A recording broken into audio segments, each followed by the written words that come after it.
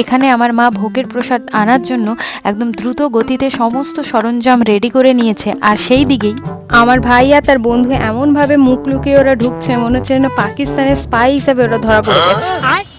তারপর ব্যাগ ভর্তি করে আসা ভোগের প্রসাদ মা এক এক করে দিতে শুরু করে দিয়েছে, কারণ এই যে একজন মনে হচ্ছে ট্রেন ধরতে যাবে, এত তাড়াহুড়ো করে খেয়েছে, কারণ ওর বাড়ি গিয়ে ভীষণ আর্জেন্ট কাজ আছে, ঘুমানো।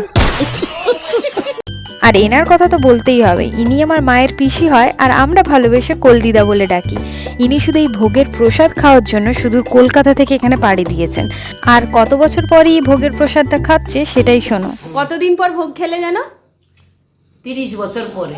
30 বছর।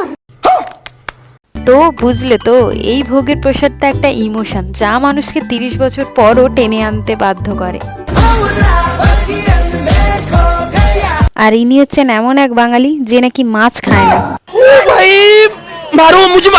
মানে সিরিয়াসলি মাছ খায় না তো খায় না, মাছের গন্ধটাও নিতে পারে না, যার কারণে ওর জন্য স্পেশালি এখানে আমার মা পনির রান্না করেছে, আর ও এখন সেটা দিয়েই খাচ্ছে। আর এদিকে আমার ভাইয়ের দিকে যখনই ক্যামেরা ধরি আমি, তখনই ও এইভাবে লজ্জাবতী লতার মতো গুটিয়ে যায়।